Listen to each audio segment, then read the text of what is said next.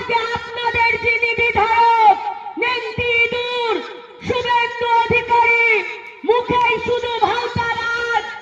নেত্রী যদি একবার নির্দেশ দেয় যে আমি বদল না আমি বদলা চাই, পিঁপড়ার মতো টিপে মেরে ফেলবো, 2 সেকেন্ড টাইম লাগবে। বিজেপি বলে কোন নাম এই নন্দীগ্রামের মাটিতে থাকবে না। 2 সেকেন্ডে বিজেপিকে পিঁপড়ের মতো টিপে মেরে ফেলবো। নন্দীগ্রাম থেকে বিজেপিকে আক্রমণ প্রাক্তন টিএমসি রাজ্য সভাপতি জয়া দত্তর। শুভেন্দু নেংটি ইঁদুর, বিজেপির পাশাপাশি বিরোধী দলনেতাকে আক্রমণ জয়ার।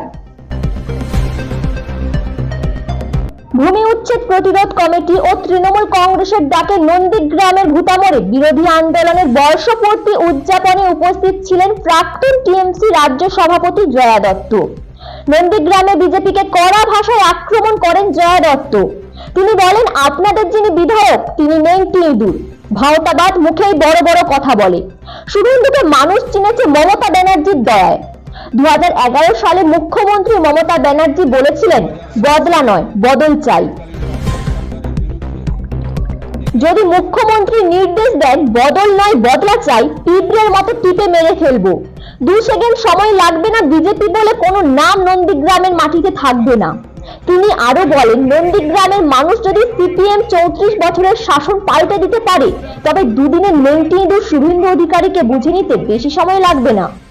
এই নন্দীগ্রামের মাটি থেকে উঠেছিল, তাহলে নন্দীগ্রামের মানুষ যদি 34 বছরে সিপিএম এর অপশাসনকে ধ্বংস করতে পারে, তাহলে দুদিনের নেংটি ইঁদুর শুভেন্দু অধিকারীকে বুঝে নিতে আর সময় লাগবে না।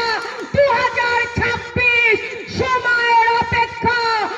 আজকে আপনাদের যিনি বিধায়ক নেংটি ইঁদুর শুভেন্দু অধিকারী মুখেই শুধু ভাষাবাদ, বড় বড় কথা বলে, মমতা ব্যানার্জিকে নিয়ে সমালোচনা করে।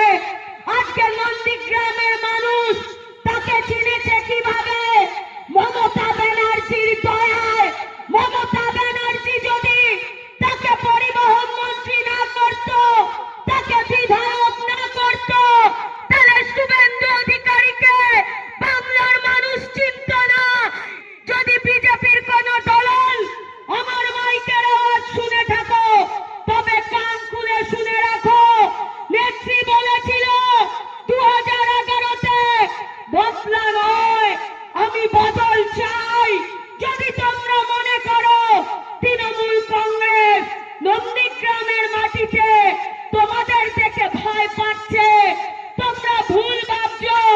নেত্রী যদি একবার নির্দেশ দেয় যে আমি বদল না আমি বদলা চাই, পিঁপড়ার মতো টিপে মেরে ফেলবো, 2 সেকেন্ড টাইম লাগবে।